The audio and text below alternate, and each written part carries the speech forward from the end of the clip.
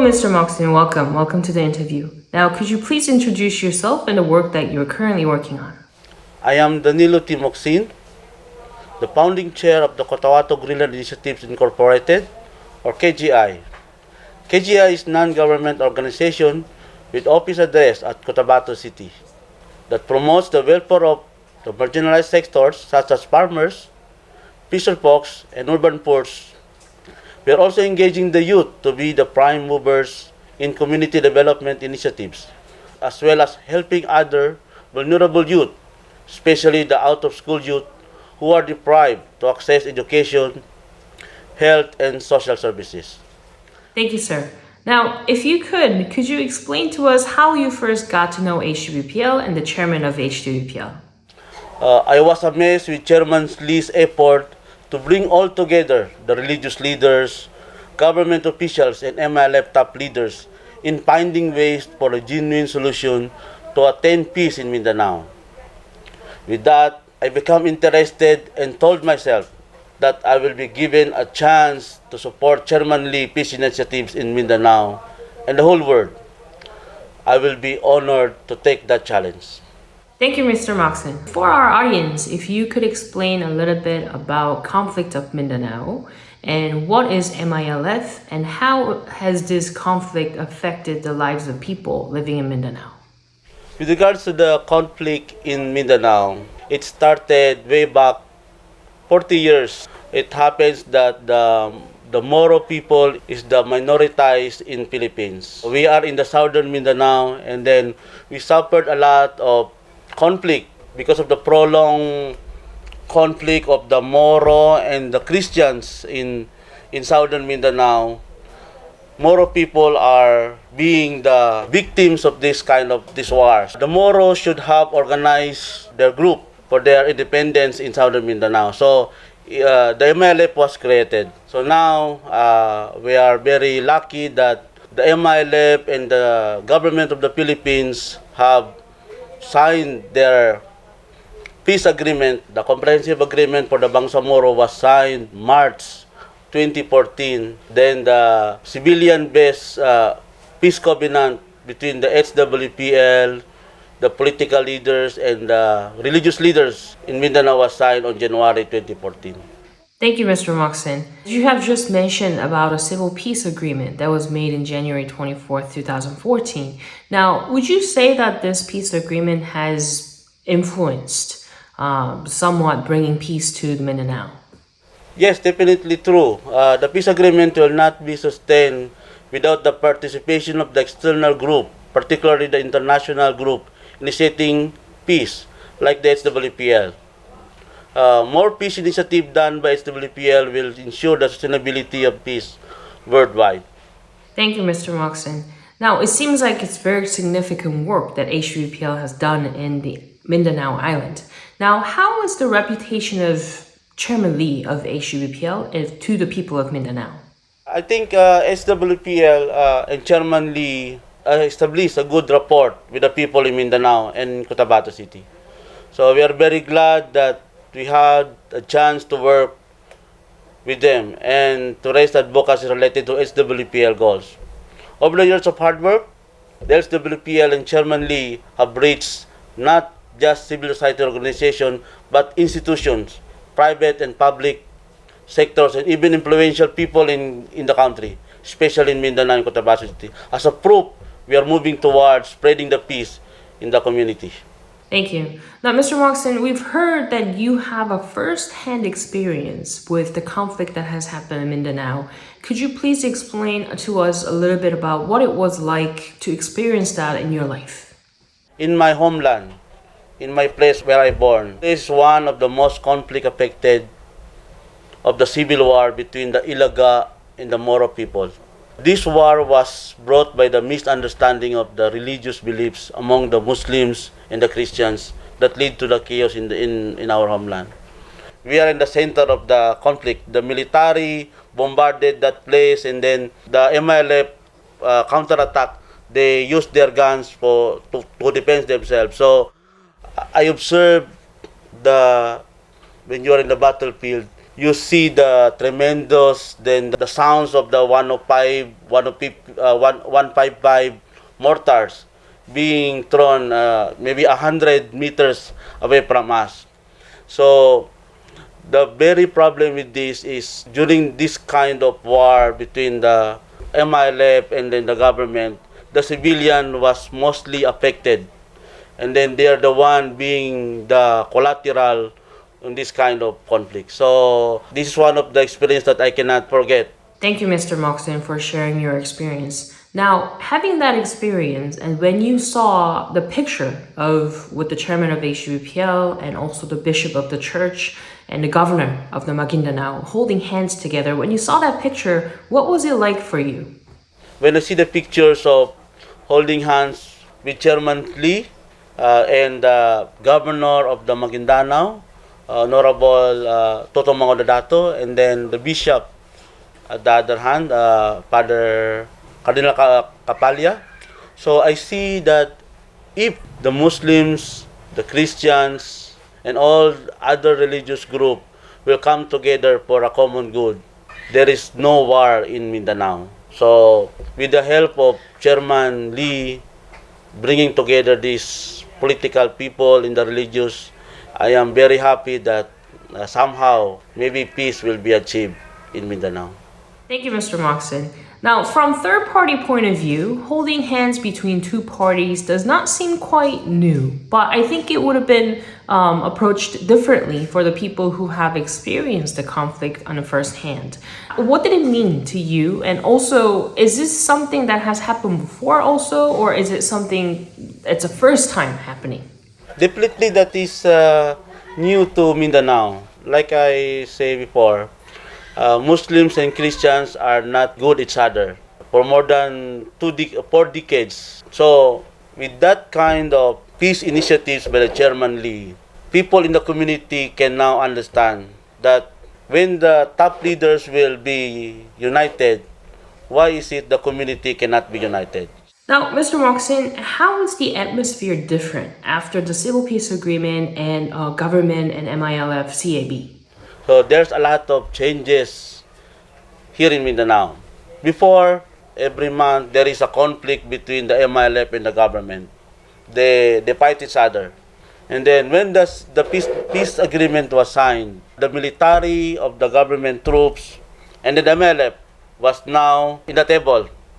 And then even in the camp, and also running with some terrorist group, the MILF and the government are joining together to fight against the terrorists. And I think this is one of the call of the Chairman Lee's advocacy in Mindanao. Thank you, Mr. Mocsin. Now, this time I want to ask you about what kind of cooperation and collaboration that you're doing with HWPL and your organization, and what are some reactions from the people of Kutawato? Through our fruitful partnership with HWPL, I have an opportunity to take actions in peace building, such as initiative to sign the resolution to support for the DPCW and the LGU Cotabato City. Help facilitate the program for peace education in the Department of Education, or the DepEd, in Cotabato City way back 2019. And the most recent and the most memorable was the establishment of the third peace monument in Mindanao. This is not just a monument, because for us, this is a symbol of hope and light for everyone. So, one of the memorable things in Peace Monument was also the melting of guns from the MILF and MNLF combatant, which was used in forming maps in the globe. So this is very significant because using guns is making a conflict.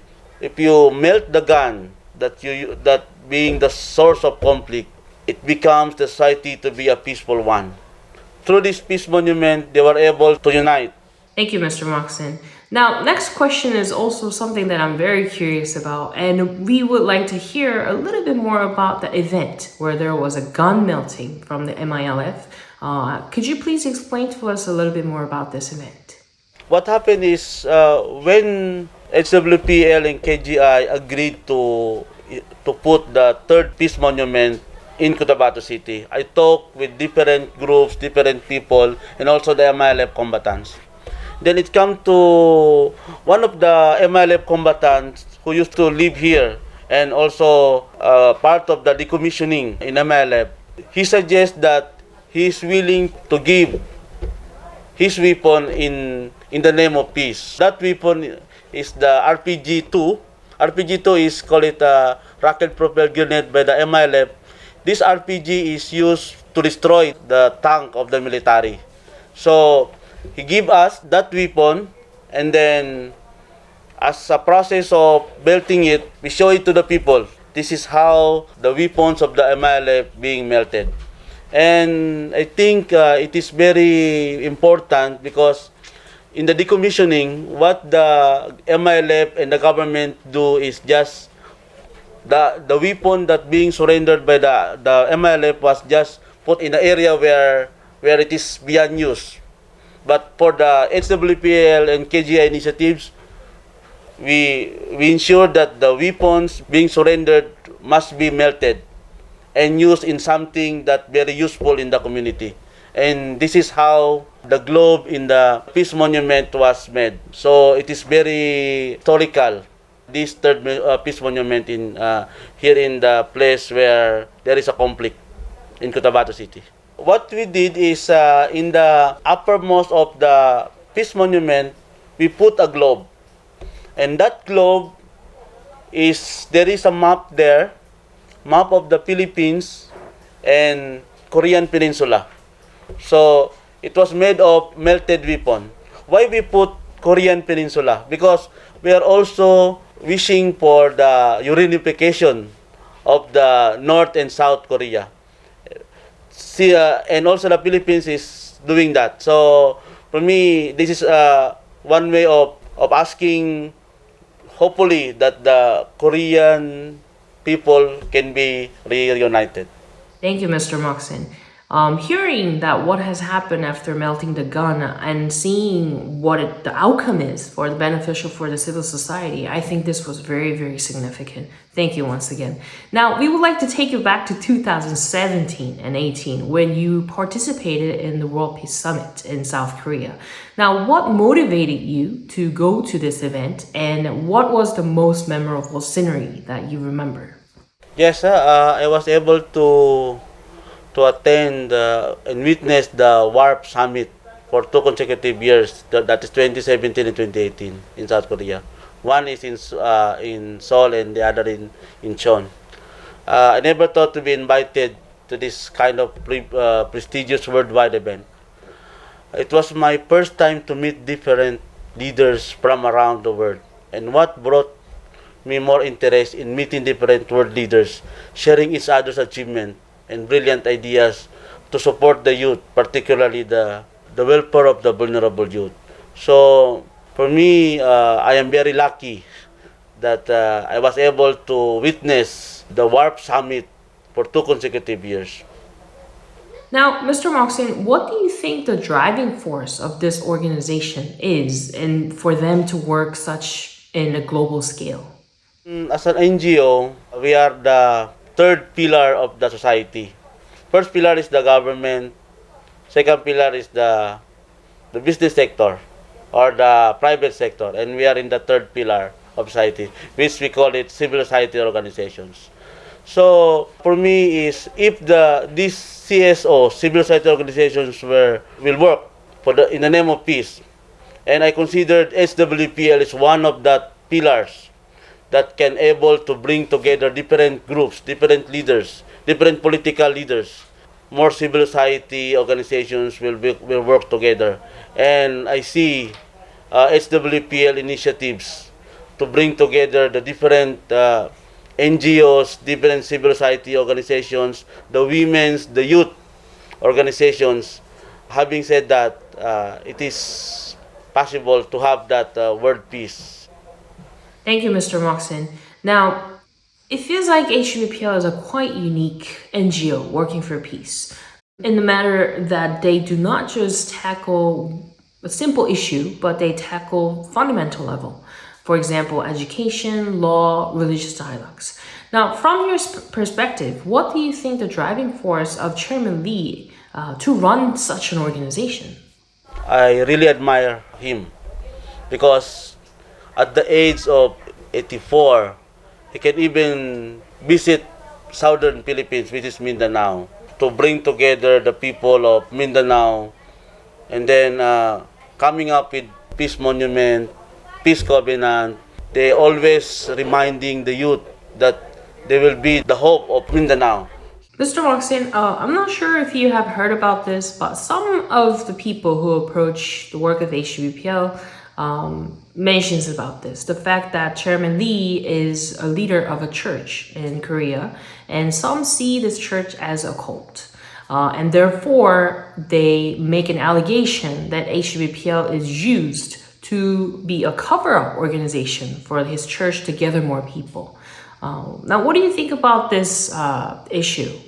Even in Mindanao, when I meet some of the Muslim religious leaders, then I ask them to work together hand in hand with us, together with Chairman Lee. That is one of the impression of the Muslim religious leaders, that he is a cult leaders. But for me, when we talk about peace, it is not talking about you are in the cult or you are in the church or you are in the Muslim. When we talk about peace, it should be beyond that. But working for peace should not be limited whether you are in that religious belief. So after that, when we ask the different Muslim leaders, when we talk with them, then I explain to them that we need to work, even his cult leaders or our church leaders. The important is he's here helping us in doing peace initiatives. Chairman Lee is not talking with us because they want us to convert to his church, but they want us to be in the peaceful society. So HWPL has never conveyed a nuance of wanting you to participate to Chairman Lee's church's event. Yes, it never that happened. That Chairman Lee is asking different members of HWPL to join in his religious belief. So it never that happened.